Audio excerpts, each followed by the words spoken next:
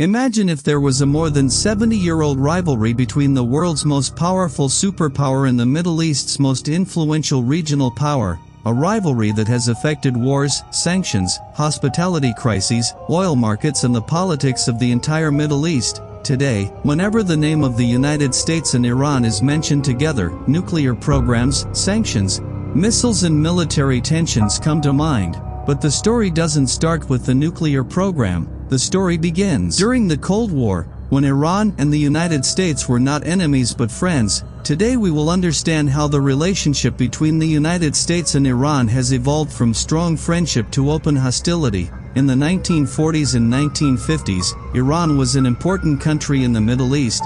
The biggest reason for this was oil. Iran had some of the world's largest oil reserves. For this reason, Britain, and later the United States, had their eyes on Iran. At that time, Shah Mohammad Reza Pahlavi was the ruler of Iran. Shah was considered close to the United States and the Western countries, but many inside Iran were not happy with the country's natural resources being controlled by foreign companies. In 1951, Mohammad Mossadegh became the Prime Minister of Iran. Mossadegh was a nationalist leader. He believed that Iran's oil belonged to the Iranian people and should not be controlled by any foreign company. That's why they nationalized the Anglo-Iranian Oil Company. It was the same company that later became known as British Petroleum or BP. Mossadegh's decision angered Britain. Britain begins putting economic pressure on Iran, but the problem wasn't just about oil. It was the era of the Cold War. The United States and the Soviet Union were competing for influence around the world. The United States feared that if Iran was stabilized, the Soviet Union's influence might increase in Iran.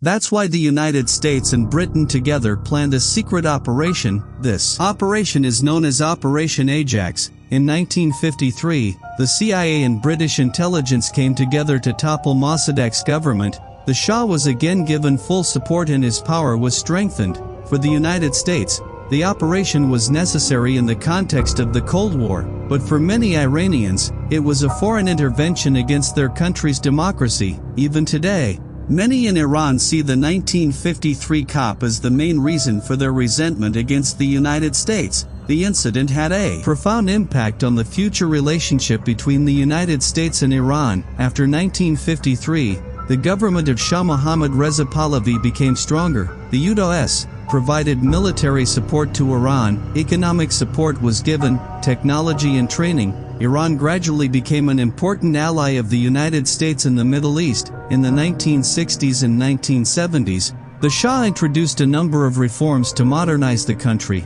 This process was called the White Revolution. New schools were built, roads and infrastructure were developed. Some reforms came in women's rights. Industrial projects were launched. The U.S. and Western countries considered these reforms to be progress. But not everyone inside Iran was convinced. Religious leaders and conservative groups understood that Shah was imposing Western culture on Iran.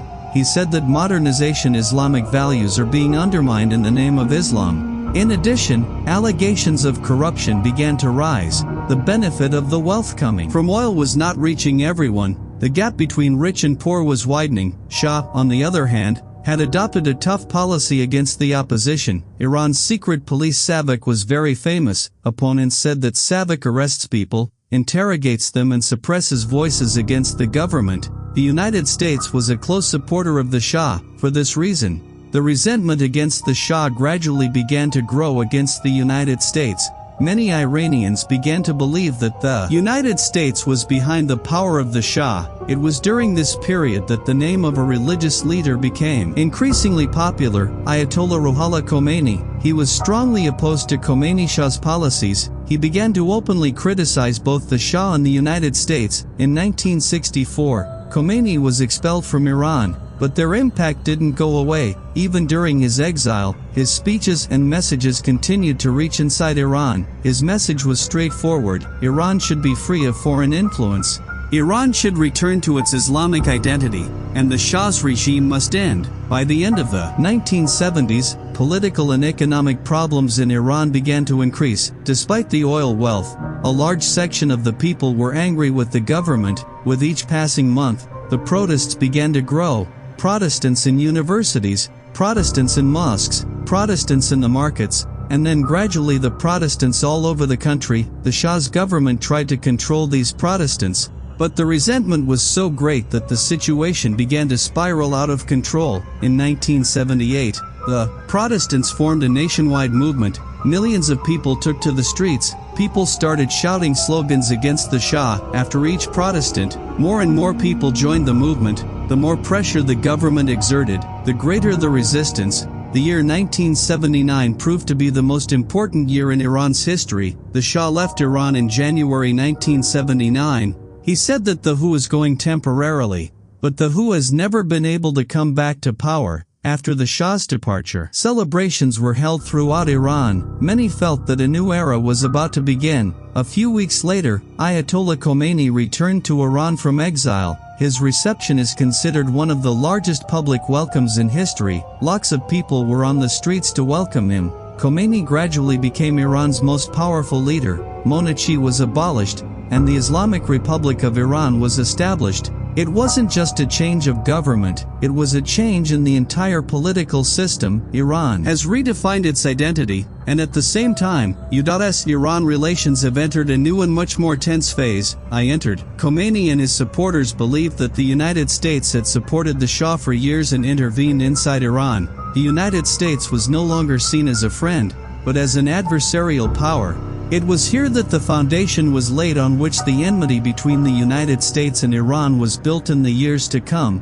After the Islamic Revolution of 1979, relations between the United States and Iran began to deteriorate rapidly. The Iranian regime supported the Shah for years and intervened politically within Iran. The United States, on the other hand, was concerned that the new regime in Iran could pose a threat to its interests. Tensions reached a peak when the U.S. embassy in Tehran was seized in November 1979. A group of Iranian students entered the embassy and hosted American diplomats. He said the United States could again interfere in Iran's political affairs. The number of hostages was 52. This crisis was not just a matter of a few days. This lasted for 444 days. In the United States, the incident received daily news coverage. Every day people waited for the release of the hostages. There was a lot of pressure on President Jimmy Carter's administration. The U.S. tried to secure the release of the hostages through diplomatic and economic pressure. In 1980, the United States launched a military rescue operation. The operation was called Operation Eagle Claw. But the operation failed. The helicopters were hit by technical problems. There was an accident in the desert. American soldiers were killed. The operation failed. It was a big blow to the United States. Finally, in January 1981, hostages was released. But the damage this crisis has done to the U.S. and Iran could not be easily repaired. The diplomatic relations between the two countries were almost over. To date, there are no formal diplomatic relations between the United States and Iran. A few months after the hostage crisis, another major incident occurred. In September 1980, Iraqi President Saddam Hussein invaded Iran. The Iran-Iraq War began. Saddam Hussein felt that Iran had been weakened after the Islamic Revolution. He thought it was the right time for military action against Iran. But this assumption turned out to be wrong. The war lasted for 8 years instead of ending quickly. It was one of the bloodiest wars of the 20th century. Millions of people were killed, cities were destroyed, soldiers and civilians on both sides paid a heavy price. The U.S. was not officially part of the direct war, but the U.S. saw Iraq as an important counterbalance to Iran. That's why Iraq got a variety of intelligence and support. Iran considered it to be American policy against it. During this period, the Persian Gulf also became a very important battlefield.